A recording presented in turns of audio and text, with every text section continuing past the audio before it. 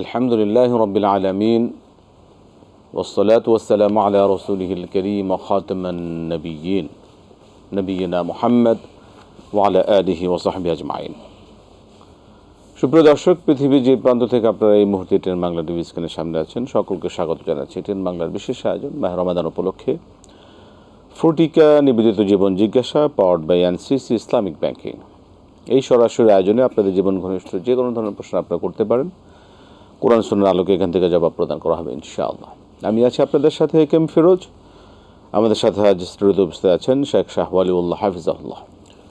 আসসালামু আলাইকুম ওয়া রাহমাতুল্লাহি ওয়া বারাকাতুহু। ওয়ালাইকুম আসসালাম ওয়া রাহমাতুল্লাহ। মারহাবা বিকুম। প্রিয় দর্শক, আমরা আপনাদের প্রশ্ন এখন রিসিভ করব। যারা আমাদের সাথে ফোন করতে চাচ্ছেন, আমাদের টিভি স্ক্রিনে যে নাম্বারগুলো দেখে এখান থেকে ফোন করবেন। একটা বিষয় অবশ্যই আমরা মনে রাখবো, কথা বলার সময় যখন আপনারা প্রিয় দর্শক ফোন করবেন, কথা বলবেন আমাদের সাথে, এখানে আপনি প্রশ্ন করবেন আমাদের এই অনুষ্ঠানে। আপনি যে টিভি সেট টেলিভিশন আমাদের এই অনুষ্ঠান দেখছেন, টেলিভিশনের ভলিউমটা কমিয়ে কথা বলবেন। এটা সাউন্ডের সুবিধার জন্য এটা আমাদের করতেই হবে, নাহলে আমরা সাউন্ড ক্লিয়ার শুনতে পাই না। যে প্রশ্নটা আমাদের জন্য জানা একান্ত প্রয়োজন, যে রাসূলুল্লাহ সাল্লাল্লাহু আলাইহি ওয়াসাল্লামের সাথে যদি রমাদানে কেউ যদি ওমরা করে, রমাদানে যদি কেউ ওমরা করে, তাহলে রাসূলুল্লাহ সাল্লাল্লাহু আলাইহি ওয়াসাল্লামের সাথে হজ করার যে সওয়াব বা ফজিলত, এই বিষয়ে এই হাদিসটিকে সহিহ কিনা এই বিষয়ে বলবেন। আলহামদুলিল্লাহ ওয়াসসালাতু ওয়াসসালামু আলা রাসূলিল্লাহি ওয়া বা'দ। আকুলু বিল্লাহিত তাওফীক। সহিহ আল বুখারী বিশুদ্ধ সনদে বর্ণনা করেছেন, রাসূলুল্লাহ সাল্লাল্লাহু তাআলা আলাইহি ওয়াসাল্লাম বিদায় হজ করে ফিরে গেলেন মদিনাতুল মুনাওয়ারাতে। ওখানে আনসারী সাহাবিয়া, আনসারি মহিলা তাকে জিজ্ঞেস করলেন যে তুমি কেন হজে গেলা না আমাদের সাথে? তিনি বলেন, ইয়া রাসূলুল্লাহ সাল্লাল্লাহু আলাইহি ওয়াসাল্লাম, আমাদের কেবলমাত্র দুইটি বাহন, একটা দিয়ে পরিবারের পানি আনতে হয় আর একটা বাহন দিয়ে আমার স্বামী আপনার সাথে বিদায় হজে গিয়েছেন, তাই পরিবারের সবার জন্যে বাহন দ্বিতীয়টা দিয়ে পানি আনার কাজ করেছি, এই জন্য আমি যেতে পারিনি। রাসূলুল্লাহ সাল্লাল্লাহু তাআলা আলাইহি ওয়াসাল্লাম তখন এই মহিয়সী নারী, যার মাধ্যমে এই আনসারি মহিলার প্রতি উম্মার পক্ষ থেকে আল্লাহ রহমত বর্ষণ করুন, কারণ তিনি প্রসঙ্গ এই হাদিসের শানে ওয়ার্দের কারণ তিনি। তখন রাসূলুল্লাহ সাল্লাল্লাহু আলাইহি ওয়াসাল্লাম তাকে উদ্দেশ্য করে বললেন, ও তুমি যেহেতু আমার সাথে হজ করতে পারো না, এটা তোমার আক্ষেপ। রাসূল সাল্লাল্লাহু আলাইহি ওয়াসাল্লাম নিজেও সে কেন তার সাথে গেল না, এই জন্য তিনি তার আক্ষেপ প্রকাশ করলেন। এবার বললেন, তুমি রমাদানে উমরা করো, তাহলে রমাদানে উমরা করলে হজের সওয়াব পাবা, অথবা তা'দুল হাজ্জান মা'য়া, সুবহানাল্লাহ, আমি মুহাম্মদ সাল্লাল্লাহু আলাইহি ওয়াসাল্লামের সাথে হজ করার সওয়াব হবে। সহিহ হাদিস, এটা সহিহ আল বুখারী বর্ণনা করেছেন। সুতরাং এই হাদিস যদি কেউ না জানে, নিতান্ত মূর্খ, আর যদি কেউ এটা অস্বীকার করে, তার ঈমান থাকবে না। জি, আমরা এক প্রশ্ন নেব। জি দর্শক বলুন। আসসালামু আলাইকুম। আসসালামু আলাইকুম। ওয়া আলাইকুম আসসালাম ওয়া রাহমাতুল্লাহ। বলুন। আসসালামু আলাইকুম। জি, আমি হুজুরের কাছে জানতে চাই, যাকাত কাদের কাদের দেওয়া যাবে এবং ফিতরা কাদের কাদের দেওয়া যাবে, আমি তো হুজুরের কাছে জানতে চাই। ঠিক আছে, ধন্যবাদ। জি, এবং কাদেরকে দেওয়া যাবে না? জি ঠিক আছে। জি মোহতারাম। যাকাত এবং ফিতরা দান দিতে হবে 8টা খাতে। আল্লাহ সুবহানাহু ওয়া তাআলা 9 নম্বর সূরা আত-তাওবা এর 60 নম্বর আয়াতে স্পষ্ট করে বলেছেন, লিল ফুকারা ওয়াল মাসাকিন ওয়াল আমিলিন আলাইহা ওয়াল মুআল্লাফাতি কুলুবুহুম ওয়া ফির রিকাব ওয়াল গারিবিন ওয়া ফি সাবিলিল্লাহ ওয়া ইবনিস সাবিল। অর্থাৎ 8টা নির্ধারিত খাতে যাকাত ব্যয় করতে হয়। আর যাকাত যে সকল খাতে ব্যয় করা যায়, সাদাকাতুল ফিতরও ওই সকল খাতে ওই সকল ব্যক্তিকে দেওয়া যায়। জি, প্রশ্ন নিচ্ছি আমরা। দর্শক বলুন। আসসালামু আলাইকুম। আসসালামু আলাইকুম। ওয়া আলাইকুম আসসালাম ওয়া রাহমাতুল্লাহ। বলুন কি প্রশ্ন?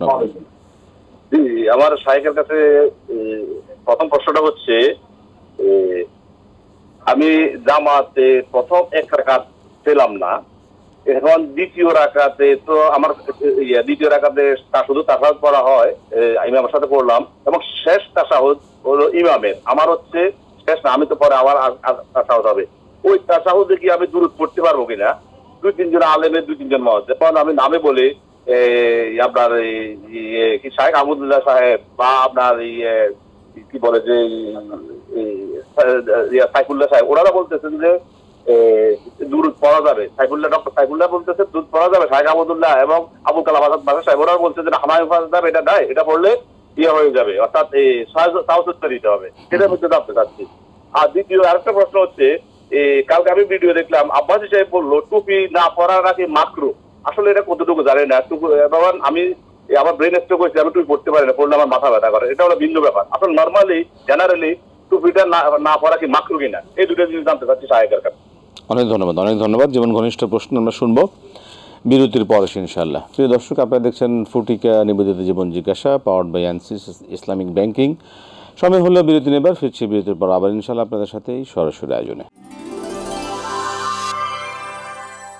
আসসালামু আলাইকুম রহমতুল্লাহি ওয়া বারাকাতুহু। প্রিয় দর্শক, ফিরে এলাম বিরতির পর। ফুটিকা নিবেদিত জীবন জিজ্ঞাসা, পাওয়ার্ড বাই অ্যানসিসি ইসলামিক ব্যাংকিং।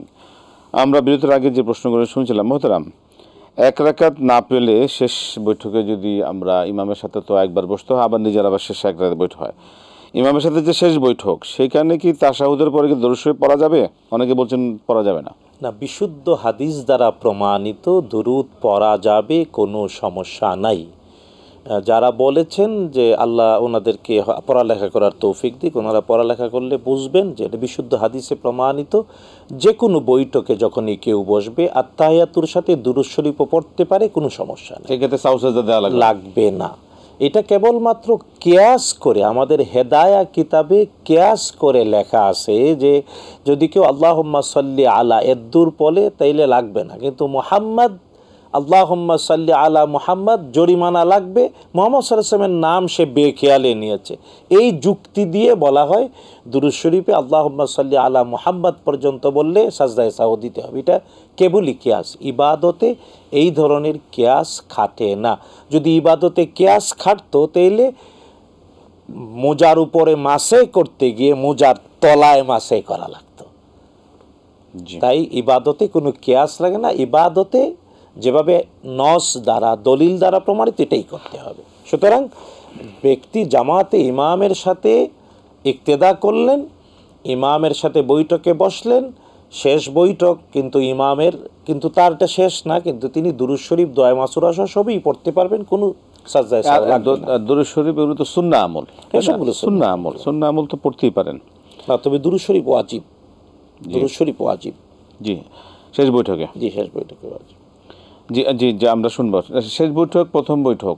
জি, কিন্তু যিনি প্রথম বৈঠকেও ব্যক্তি ইচ্ছে করলে আত্তাহিয়াতুর সাথে দুরূদ শরীফ পড়তে পারে, এটাও সুন্নায় প্রমাণ আছে। আচ্ছা, হাদিস দ্বারা প্রমাণ আছে। সেটা তো ওয়াজিব না, না ওয়াজিব না, সেটা ওয়াজিব না। শুধু তাশাহুদ ওয়াজিব, কিন্তু দুরূদ শরীফ পড়লে অতিরিক্ত সুন্নাহ, কোনো সমস্যা নেই। জি, আমরা প্রশ্ন নেব। দর্শক বলুন। জি, আসসালামু আলাইকুম। আসসালামু আলাইকুম ওয়া রাহমাতুল্লাহ। ওয়ালাইকুম আসসালাম ওয়া রাহমাতুল্লাহ। জি বলুন। ওয়ালাইকুম আসসালাম ওয়া রাহমাতুল্লাহ। জি, আমি কুমিল্লা থেকে মোহাম্মদ সাইফুদ্দিন মাসুম বলতেছি। আমার প্রথম প্রশ্নটা হচ্ছে, আমাদের পাশের বাড়ির একজন মহিলা, ওর একটা বাচ্চা আছে প্রতিবন্ধী। তো ওর বাচ্চার জন্য আমার কাছে একটা হুইল চেয়ার চাইছে আর কি, যে চলাফেরার জন্য, মানে স্টিলের। এখন জাকাতের টাকা থেকে ওই বাচ্চাকে হুইল চেয়ার দেওয়া যাবে কিনা? ও কিন্তু আমার সবসময় আমি জাকাতের টাকা দিয়ে থাকি, ফেতরা খাওয়ার যোগ্য, জাকাত খাওয়ার যোগ্য। এখন ওই জাকাতের টাকা থেকে ওকে কি হুইল চেয়ার আমি কিনে দিতে পারবো, নাকি ওরা টাকাটা আমি দিয়ে দিব? দুই নম্বর আরেকটা প্রশ্ন, প্রশ্নটা হচ্ছে, আমি পরশুদিন এক মসজিদে তারাবি পড়লাম, দেখলাম যে পুরো মসজিদের ভিতরে বারান্দায় কোথাও একটা লাইট জ্বালানো নাই, সবগুলো বন্ধ। এটা কি আসলে আপনার সুন্নাহ সম্মত কিনা, এটাও জানতে চাচ্ছি শায়েখের কাছে। ঠিক আছে, ধন্যবাদ। আমরা শুনবো আপনার বিষয়ে। জি, টুপি না পরা মাকরুহ না, আসলে টুপি পরা সুন্নাহ বলতে হবে। টুপি পরা সুন্নাহ, মুহাম্মদুর রাসূলুল্লাহ সাল্লাল্লাহু তাআলা আলাইহি ওয়াসাল্লাম টুপি পরেছেন। তবে আমরা যেভাবে ইদানিং অনেক সুন্দর, যেমন আপনি পরেছেন, আমরা পরি এই ধরনের, রাসূলুল্লাহ সাল্লাল্লাহু আলাইহি ওয়াসাল্লাম টুপি পরেছেন, কিন্তু ডিজাইন এখন ভিন্ন ভিন্ন হয়েছে।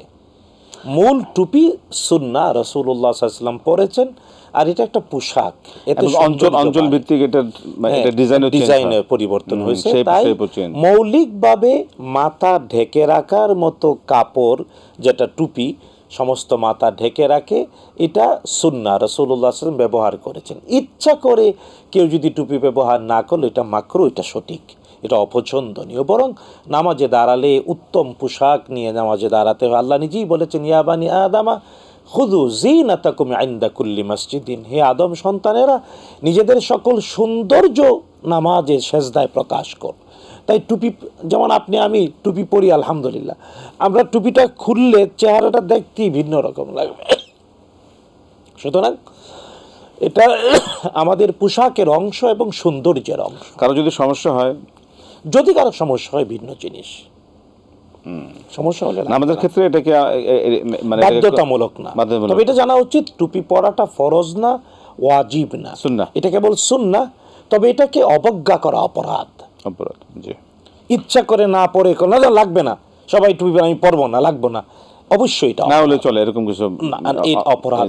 কোনো ধরনের মানে হালকা করা যায়, যদি সুযোগ থাকে পড়তে পারে, পড়া ভালো, আর সুযোগ নাই পড়লো না, সমস্যা নেই। ঠিক আছে, জি ধন্যবাদ। আমরা প্রশ্ন নেব, দর্শক বলুন।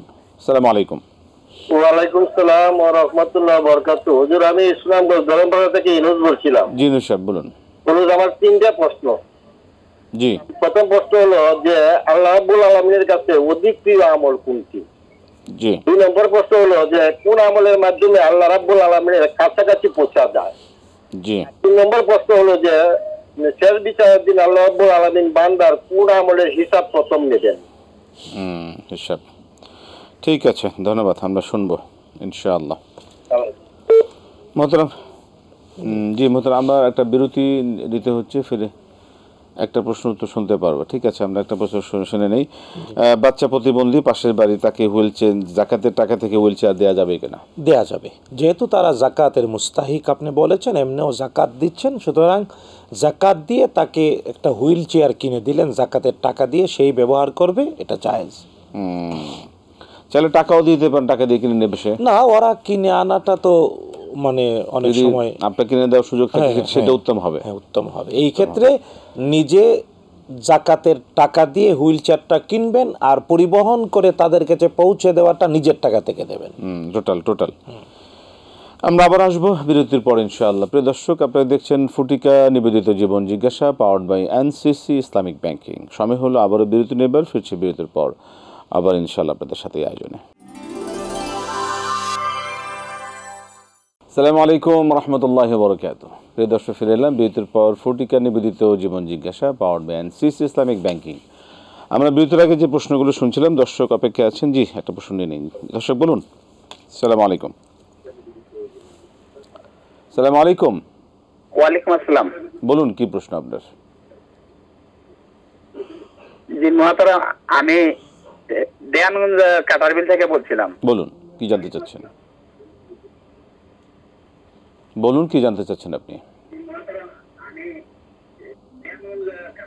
আপনি প্রশ্ন বলবেন। জি জি জি, আমার প্রশ্ন হলো, আমি সেহরের টাইমে অনেক সময় খাওয়ার সমস্যা হয়, অনেক সময় না খেয়ে রোজা রাখি, এটা কি কোনো সমস্যা হবে? সাহারি খেতে সমস্যা, না খেলে কি রোজা হবে কিনা, তাই তো?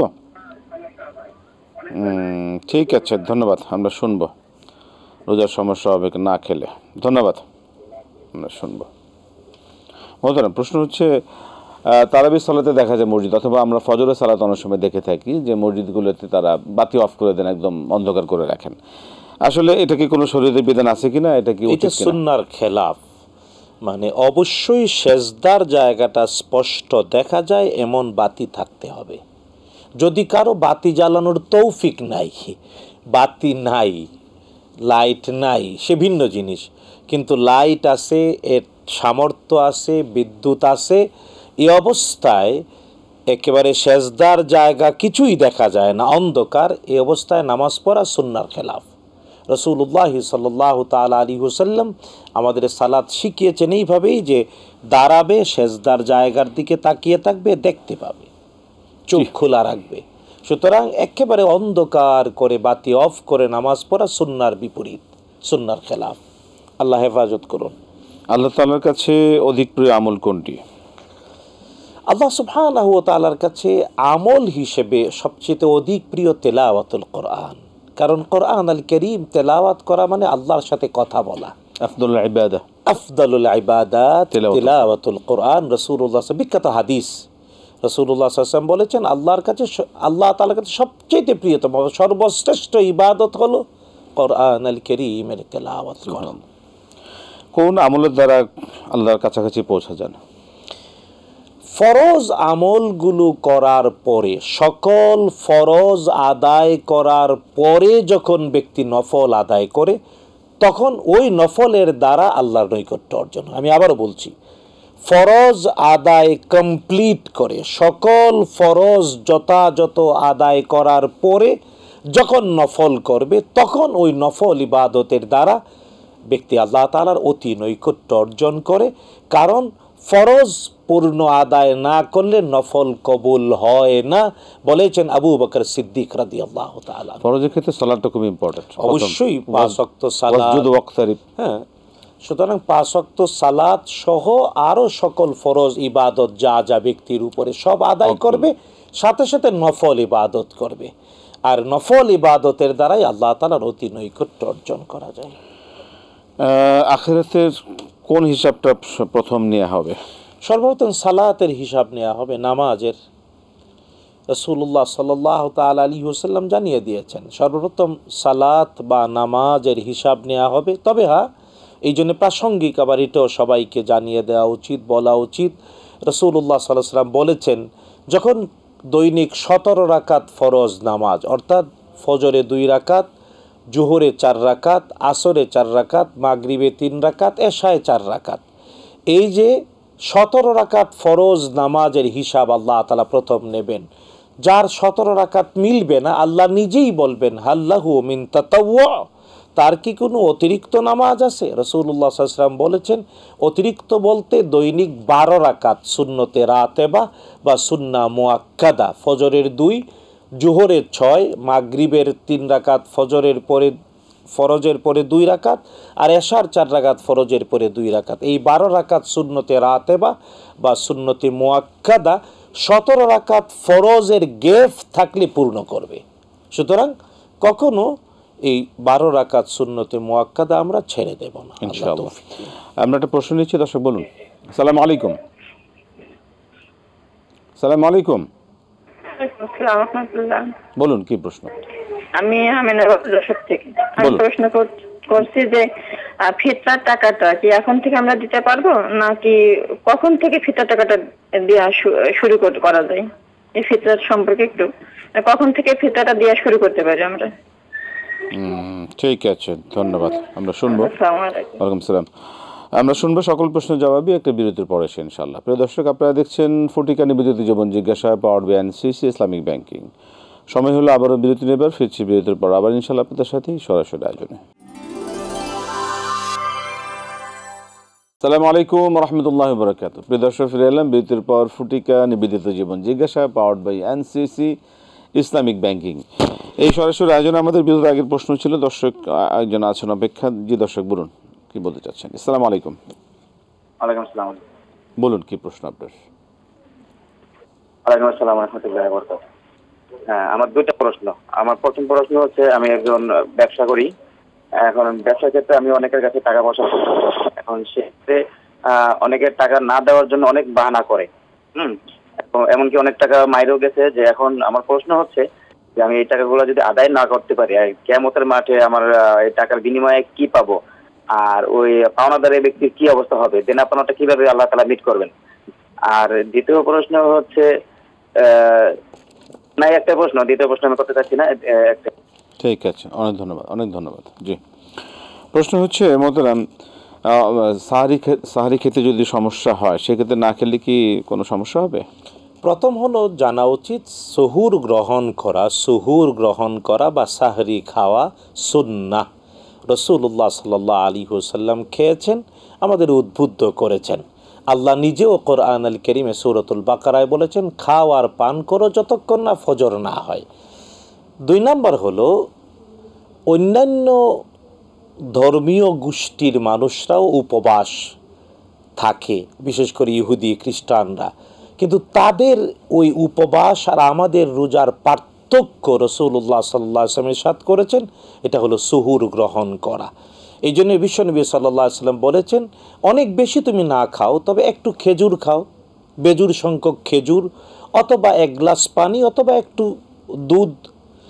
পানি, খেজুর বা দুধ দিয়ে সামান্য কিছু হলেও সুন্নাহ হিসাবে সুহুর গ্রহণ করা, যাতে করে অন্যান্য ধর্মীয় গোষ্ঠীর সাথে আমাদের রোজার পার্থক্যটা সুনিশ্চিত হয়। 3 নাম্বার, রাসূলুল্লাহ সাল্লাল্লাহু তাআলা আলাইহি ওয়াসাল্লাম বলেছেন, এটা হলো বরকতের খাবার।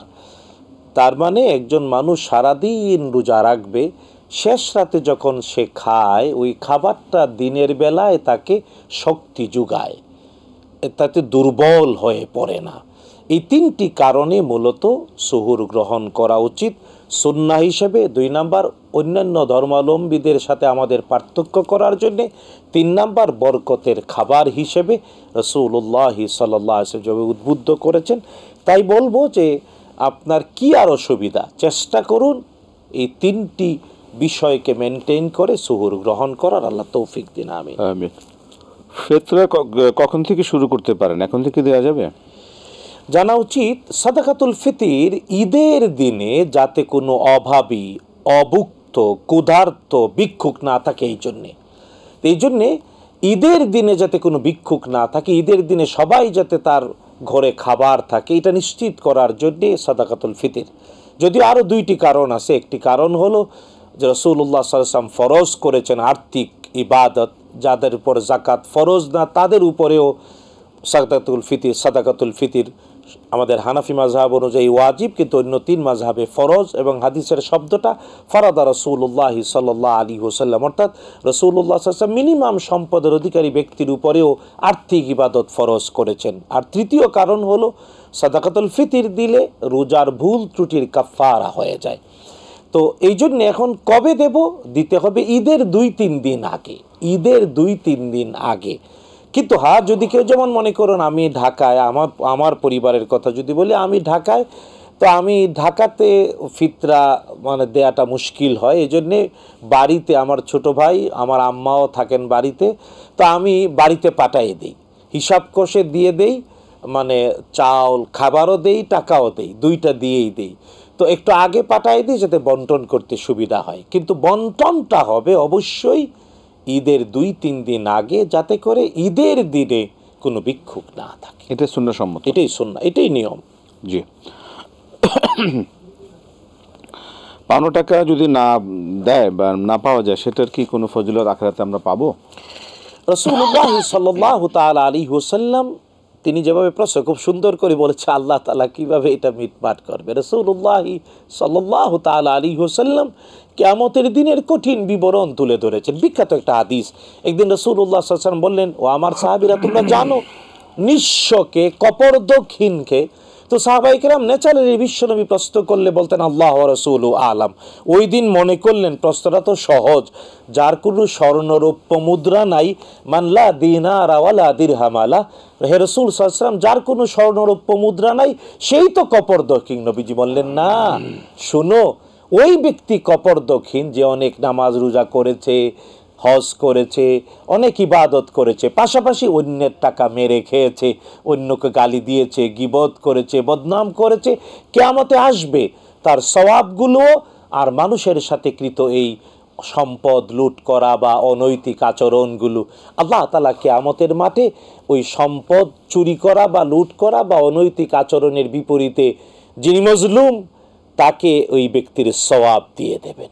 এক পর্যায়ে দেখা যাবে সওয়াব দেওয়ার আর নাই, শেষ হয়ে গেছে। তখন আল্লাহ তাআলা ওই মজলুমের অপরাধ তার উপরে চাপিয়ে দেবেন, তখন অন্যের অপরাধ নিয়ে সে জাহান্নামে নিক্ষিপ্ত হবে। খুব কঠিন এটা বিশ্বনবী সাল্লাল্লাহু আলাইহি ওয়াসাল্লাম অগ্রিম বলেছেন। সুতরাং কেউ যদি আপনার টাকা মেরে দেয়, না দেয়, আখিরাতে অবশ্যই পাবেন। এই বর্ণিত ভোগ করতে হবে। বিখ্যাত একটা হাদিস আমরা শেষ করতে হবে ইনশাআল্লাহ। আমরা পরে আবার এই বিষয়ে আরো শুনবো। আপনাকে অসংখ্য ধন্যবাদ। জাযাকাল্লাহু খাইর, বারাকাল্লাহু ফিকুম। প্রিয় দর্শক, আমাদের আজকের আয়োজন এখানে সমাপ্ত করতে হচ্ছে। আল্লাহ পাক আমাদের কবুল করুন, যা শুনছি তা মানার জন্য। আজকে শেষ করছি, বিদায় নিচ্ছি। আসসালামু আলাইকুম ওয়া রাহমাতুল্লাহি ওয়া বারাকাতুহু।